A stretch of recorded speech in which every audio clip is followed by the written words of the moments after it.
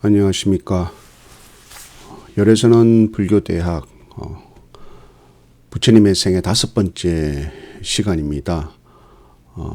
오늘은 제가 여러 가지 좀 불편한 상황인 관계로 여러분들에게 이렇게 동영상 강의로서 대신 해볼까 합니다. 이후에도 이러한 동영상 강의를 보내드린다고 약속을 했었는데요. 코로나 상황이 길어지다 보니 꼭 화요일이 아니더라도 앞으로 이제 이러한 영상들을 여러분들에게 많이 제공할까 합니다. 그래서 오늘은 그러한 시범적인 그런 순간일 수도 있겠고요. 불교대학이 개학하지 못하는 상황에서 여러 가지 교재들을 앞으로도 이렇게 여러분들과 함께 강의를 하도록 하겠습니다. 전법의 시작입니다. 부처님께서 깨달음을 이루시고 깨달음의 내용을 범천의 권청으로 인해서 법을 전하고자 마음을 그리고 발언을 세우셨습니다. 그 발언을 세우신 뜻은 곧 부처님의 깨달음을 언어화시키고 설명을 하겠다는 원대한 뜻이십니다. 그래서 부처님 일대기에는 나의 이 깨달음을 알아듣지 못할 것이다 라고 부처님께서는 말씀을 하시죠. 그것은 부처님께서 너무 깨달음이 드높고 우매한 중생들은 알지 못한다 이런 뜻은 아닙니다. 이것은 말로서 설명할 수 있는, 언어로서 설명할 수 있는 부분들로 접근할 수 있는 내용이 아니다라는 뜻에 가깝습니다. 즉 말로 표현하자면 오히려 더 이해하지 못할 그런 부분들이죠. 예를 들면 그와 같은 것입니다. 유도 아니고 무도 아니다 할 때 우리는 그것이 어떤 것인지 알 수가 없습니다. 언어라는 것은 경험에서 바탕이 되는 것이기 때문에 말로 표현한다는 것은 경험할 수 있는 세계에 한정되어 있습니다. 그러므로 말로 표현할 수 없는, 경험해보지 못한 부처님만이 경험한 세계를 말로 표현한다는 것은 참 어렵고 또 아주 깊은 고민과 또 부처님 스스로도 이 말을 통해서 진정한 깨달음의 길, 즉 팔정도의 길로 안내할 수 있을까라는 깊은 고민에 빠질 수밖에 없는 그런 순간이셨을 겁니다. 그렇지만 부처님께서는 설령 중생들이 그 말을 잘 알아듣지 못한다 하더라도 성근이 있는 사람들이 그 말을 잘 듣고 배운다면 불법은 전해질 것이다 라는 그러한 원력으로서 부처님의 삶을 방향을 바꾸신 것입니다. 즉 깨달음을 통해서 탐진치 삼독을 소멸하는 것을 목적으로 삼으셨던 부처님께서 이제는 그것을 놓으시고 일체 중생의 깨달음, 일체 중생, 우리 모든 사람의 괴로움의 소멸을 목표로 당신께서 모든 것을 내려놓으시고 새로운 길로 걸어가시는 것이 바로 범천의 권청이라는 그 지점입니다. 그래서 부처님의 전도라는 것은 부처님이 깨달음을 얻으셨기 때문에 다른 사람에게 불교를 믿어라, 불교 믿으세요 라고 하는 그런 아주 단순한 내용이 아닙니다. 부처님께서 아신 이 진리를 언어로서 표현하고자 하는, 그리고 언어이지만 정말 합리적이고 진리에 부합할 수 있는, 그리고 항상 이것이 진리에 가까운가라고 당신 스스로에게 되묻는 그러한 작업들을 반복하시면서 남은 여생을 사시겠다라고 결심을 하신 큰 결심의 순간이신 겁니다. 바로 그것이 부처님의 깨달음의 유의 삶, 바로 전법의 삶이 되겠습니다. 첫 번째 전법은 이렇게 시작됩니다. 바로 부처님과 같이 수행했던 시타르타 태자 시절의 고행 수행의 시절에 부처님의 신하였던 5 신하들이 출가를 해서 고행주의자였던 바로 마하데바의 문화에서 공부했던 도반들에게 첫 법문을 시작하게 됩니다. 그것이 부처님의 녹야원의 첫 설법이시자 첫 전법입니다. 이렇게 말씀하십니다.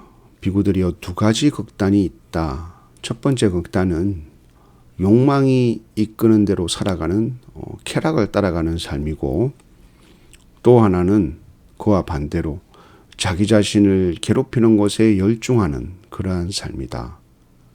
이렇게 말씀하셨습니다. 지금의 코로나19의 상황이 이러한 모습과 닮아 있습니다. 우리는 평상시에 내가 열심히 일해서 돈을 벌고 또 그 번 돈으로 먹을 것을 사고 또 집에서 잠을 자고 또 여행을 다니기도 하고, 또 가난한 사람들, 아주 가난한 사람들도 마찬가지입니다.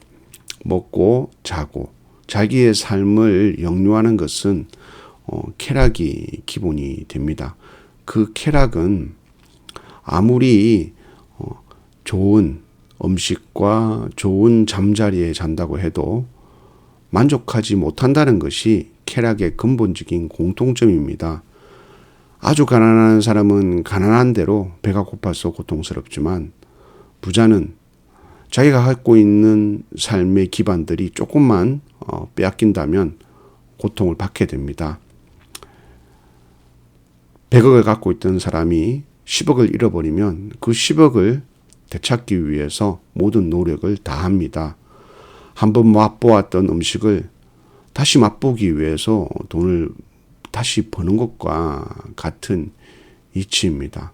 우리가 코로나19 이전의 삶은 그러한 삶이 영원히 될 것이라는 것을 확신하고 그렇게 살아갔던 삶이었는데, 불가득하게 어쩔 수 없이 나의 삶이 제한을 당했을 때 나의 삶이 어떤 식으로 변하는지를 스스로 돌아보는 계기가 코로나19가 아닐까 생각을 합니다. 내가 밖을 나가지 못하고 내가 하고자 하는 대로 하지 못하니까 이러한 것들이 남에 대한 혐오, 또 자기 자신에 대한 짜증, 그리고 가족에 대한 미움, 좀 작은 폭력이라고도 할 수 있겠죠. 막 조그만 일 가지고 신경을 곤두세운다든지, 이런 것들은 나의 욕망이 충족해지지 못했을 때 우리 인간이 그 반대로 바로 고행의 길로 들어서는 모습과 같습니다. 남을 혐오하고 내가 가진 것을 내가 당연히 가지고 있었던 것을 가지고 있지 못하니까 그것을 채우기 위해서 다른 것들을 채우려고 합니다.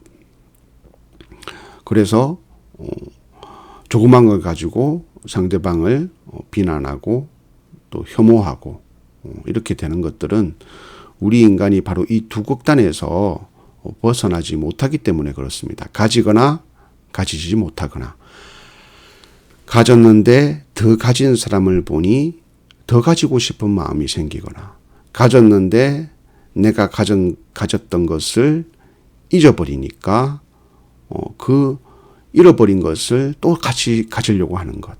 이러한 2가지 모습이 우리 삶의 모습이라는 것. 그것이 바로 부처님께서 고행을 통해서 깨달으셨던 삶의 바로 적나라한, 깨뚫어 보셨던, 직관하셨던 우리 삶의 모습인 겁니다. 수행이라는 것은 어떤 것을 억제하고 어떤 것을 반대를 얻는 것이 아니다. 욕망을 버리고 지극히 깨끗한 선정을 얻는 것이 아니다. 이 삶을 버리고 지고지순한 삶을 쟁취하는 것이 아니다. 그것은 욕망의 또 다른 모습이고 혐오의 또 다른 모습이다. 이것을 깨뜨려 보셨던 거죠.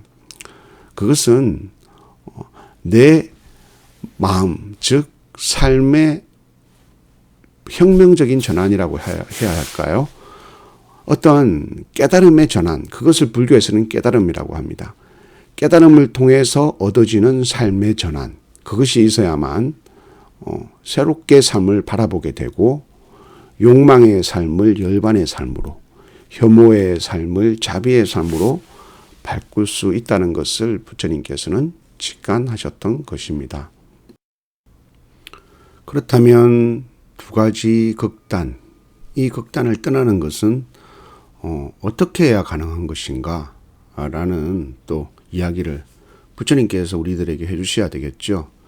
그것에 대해서 부처님께서 두 번째 법문을 바로 오비구에게 하십니다. 즉 8정도의 법문입니다. 지혜롭고 성스러운 8정도를 실천해야 한다라고 오비구에게 법문을 하셨습니다. 8정도는 정견, 정사유, 정어, 정업, 정명, 정정진, 정념, 정정입니다. 그러면 이 8정도는 도대체 무엇인가? 이 내용들은 이후에 불교개론 시간에 자세히 다룰 것입니다.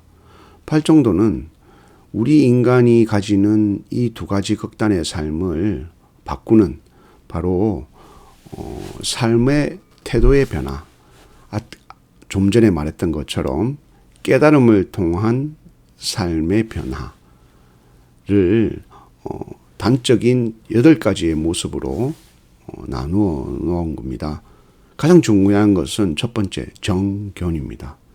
바로 보아야 합니다. 바로 본다는 것이 어떤 것일까요? 그냥 똑바로 보는 것일까요? 아닙니다. 부처님께서는 정견은 사성제를 통해서 사성제를 실천하는 것이라고 했습니다. 다른 말로 말하면 사성제를 제대로 알고 사성제를 제대로 행해서 사성제를 제대로 실천하는 것이라고 부처님께서는 말씀하셨습니다.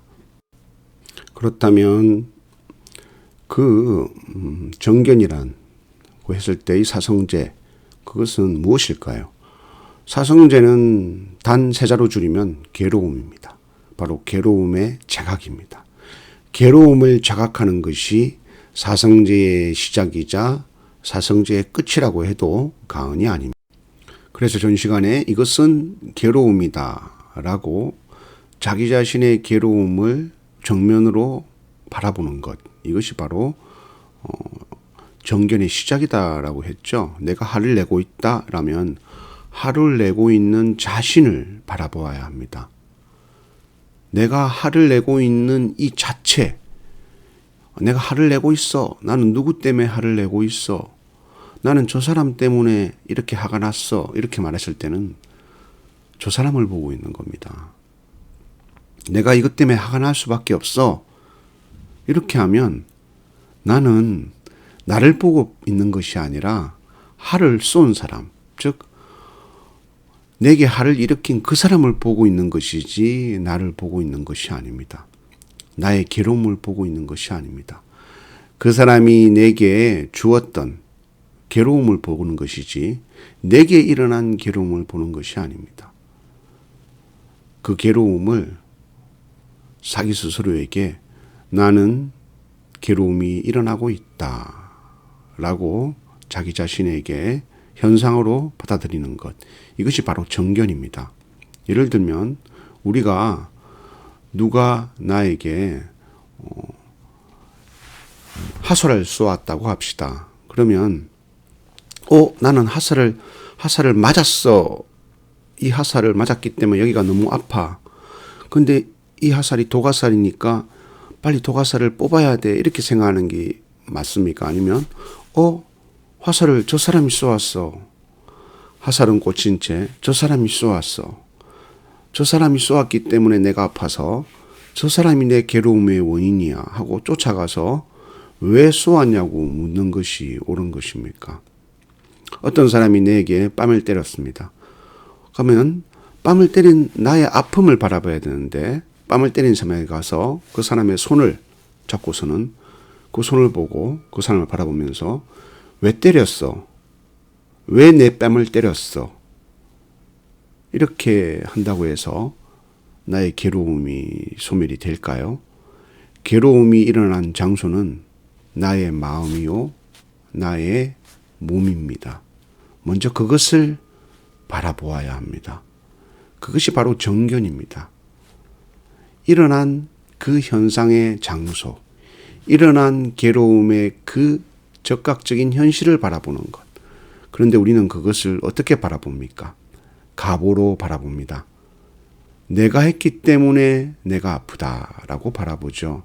그래서 나는 나의 고통은 계속되고 있는데 내가 바라보고 있는 것은 이미 활시를 떠나고 이미 뺨을 때려가지고 손은 멈춰 있는데 멈춰 있는 솔과 활시를 떠난 활을 바라보고 있는 것과 같습니다. 그래서 고성지의 정견이라는 것은 나의 모든 마음의 상태, 이것을 현상으로 바라보는 것입니다. 이것이 괴로움이다. 이것이 미움이다. 이것이 원망이다. 이것은 원망의 일어남이다. 이것은 원망의 소멸이다. 이것은 원망의 소멸에 이르는 길이다. 그러기 위해서는 괴로움의 발생의 순간을 알아차려야 되겠죠. 이것이 왜 이렇게 미워하는 마음이 일어나지 하는 순간 적극적으로 내가 미움이 일어나는 내 자신을 바라볼 수 있는 어떤 힘이 있어야 되겠죠. 이것이 정말 중요합니다. 사실은 이것이 정견입니다. 그래서 내 마음은 이상하게 극단을 따라가는 것이 우리 인간이 가지고 있는 근본적인 이렇게 뭐랄까요? 다람쥐 쳇바퀴 돌듯 돌아가는 어떤 구조입니다. 그걸 메커니즘이라고 하죠. 그래서 극단을 따라갑니다. 저게 좋네, 저게 밉네, 저 사람이 그랬네. 내 눈에 보이고 내 눈에 느껴질 것들을 따라가서 좋다 싫다 구분해서 좋은 것은 더 가지려고 하고 싫어하는 것은 혐오하고 멀리하려고 하고 괴롭히려고 하는, 좀 전에 말했던 극단을 가리려고 하는 것이 우리의 근본적인 메커니즘입니다. 그래서 그 메커니즘을 멈춰야 됩니다. 또는 알고리즘이라고도 하죠. 계속 반복되는 겁니다. 나도 모르게 반복되는 거를 말하는 거예요. 그거를 일단 무조건 멈춰야 되는 작업이 필요합니다. 사실은 그것이 정견입니다. 그래서 멈춰야 합니다. 여러분들이 알고 있는 해민 스님이 멈추면 비로소 보이는 것들 할 때 멈추면 그것이 정이고요. 보이는 것들 그것이 견입니다. 그래서 무조건 멈춰야 합니다. 멈추고 난 다음 나를 바라봐야 합니다. 이것은 분노가 일어났네. 이것은 괴로움의 발생이네. 내게 미움이 일어났네. 내가 오늘도 그 사람을 미워하고 있네. 또는 괴로움의 원인까지 표현을 한다면 다음과 같이 됩니다. 그러면 다음과 같이 됩니다. 어떤 것이냐? 그 사람이 내게 그런 말을 했기 때문에 그게 원인이잖아. 그래서 내가 그 말을 들으니까 너무 화가 나서 그것을 도저히 참을 수가 없네 라고 스스로에게 그 현상을 그대로 말하고 내게 스스로 마음속으로 되뇌이면 됩니다. 이것을 멈추어서 알아차리는 것이라고 합니다. 그 사람에게 달려가서 왜 내게 화살을 쏘았어요? 나의 뺨을 때렸던 손을 붙잡고 그 손을 미워하는 것이 아니라 먼저 고통이 일어난 적극적인 장소인 나의 몸과 마음에서 멈추어서 내게 이러이러한 이유로 인해서 내게 쏜 상처를 주는 그 말로 인해서 나는 이 가슴 한쪽에서 고통이 일어나고 있다라고 정확하게 알아차리는 것. 그냥 그렇게 속으로 말을 해보십시오. 오늘 아침에 그 사람이 내게 너는 왜 그것밖에 안 돼? 라고 말해서 나는 너무 가슴이 아픕니다. 라고 천천히 말을 해보십시오. 그렇게 하면 이 괴로움은 내게 마치 상처와 같이 눈으로 보이는 현상이 됩니다. 내 손에 조그만 칼로 베인 상처가 나면 우리는 이것을 계속 바라보면서 덧났나? 감염됐나? 딱지가 앉았나? 계속 관찰하고 하루에도 몇 번씩 들여다보죠. 그것은 눈에 보이기 때문에 그렇습니다. 그렇지만 마음의 상처는 눈에 보이지 않기 때문에 그러한 것들을 계속 해주는 것을 알아차림이라고 합니다. 그래서 이것은 괴로움의 집착이다라고 알아차린다, 알아차림. 그래서 이것을 삿대라고도 하고요. 이것을 정견이라고 합니다. 그 다음에는 그 고통의 괴로움의 집착을 계속 바라보아야 합니다. 여기서부터는 지속이 필요한데요.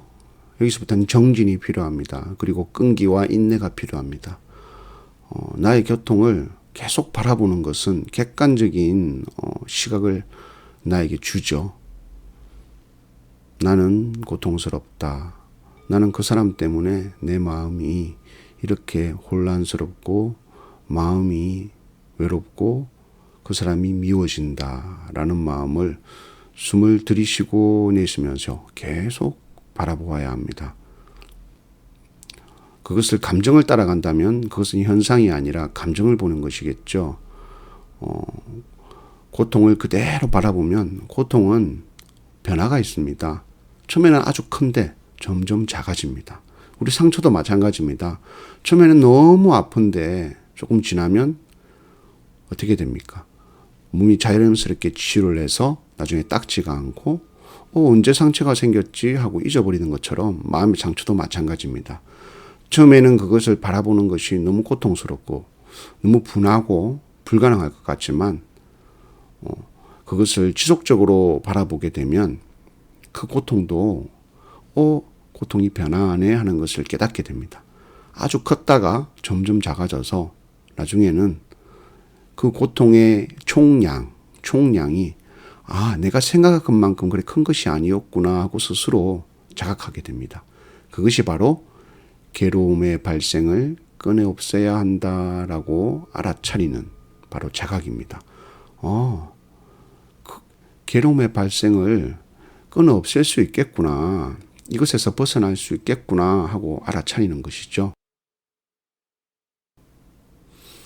그러한 노력으로 인해서 단 한 번만 자기 자신의 괴로움이 소멸되는 것을 체험하게 되면 그때부터 깨달음의 길로 나아갑니다. 이것이 괴로움의 소멸이다라고 나는 알아차렸다. 여기가 바로 깨달음의 순간입니다. 부처님께서는 깨달음을 여기서부터 얻으셨습니다. 즉, 이렇게 놓을래야 놓을 수 없는 원망과 집착을 내려놓을 수 있구나. 마음의 짐을 내려놓을 수 있는 것을 자각하는 겁니다. 내가 이렇게 집착하던 것도 내려놓을 수 있구나. 손에 쥔 것은 물건은 쉽게 내려놓을 수 있는데 마음에 있는 짐들은 내려놓을 수 없을 줄 알았는데 내려놓을 수 있구나 라고 알아차리게 되는 순간 깨달음이 옵니다. 이것이 깨달음의 순간입니다. 이 깨달음의 순간에는 환희심이 생기고 열반이 일어납니다. 그래서 우리 불자가 가야 할 길은 바로 이 세 번째, 이것이 괴로움의 소멸이다라고 알아차리는 순간입니다. 이것이 있으면 진짜 불교인이 되어서 바로 불교에 대한 성스러운 진리의 체험이 일어나고 불교가 성스럽다는 것을 알게 되어서 부처님을 믿는 것이 아니라 부처님의 깨달음을 믿게 되고 부처님의 법을 믿게 되는 순간이 바로 이 순간에서부터 오는 것입니다. 정말 중요한 부분이겠죠. 그러한 깨달음의 순간을 체험하고 열반을 체험하게 되면 자기 자신도 모르게 거기를 계속가고자 합니다. 모든 일들에서 그러한 열반을 체험하고자 하는 구도심이 생깁니다. 그래서 어떤 분노의 상황, 어떤 미움의 상황에서도 그 길을 가고자 하는 반복된 의지가 생깁니다. 그래서 이것이 괴로움의 소멸에 이르는 길이다라는 그 길이라는 것을 발견하게 되죠. 길이라는 것은 계속 가는 것을 말하잖아요. 집으로 가는 길이야 이러면 항상 가는 길을 가는 거잖아요. 그죠? 이 마지막 단계는 그러한 열반의 체험을 통해서 나의 삶 모든 곳에서 그 길을 계속 반복하고자 하는 구도심이 생기고 삶을 실천하고자 하는 삶의 변화가 일어나는 순간입니다. 이 삶의 변화가 일어나게 되면 바로 중생에서 깨달음의 세계인 성인의 반열로 올라서는 것입니다. 그거 아무나 하는 거 아니잖아요. 아닙니다. 작은 깨달음을 통해서 작은 깨달음의 길이 생깁니다. 부처님은 큰 깨달음을 통해서 큰 깨달음의 길이 생겼을 뿐입니다.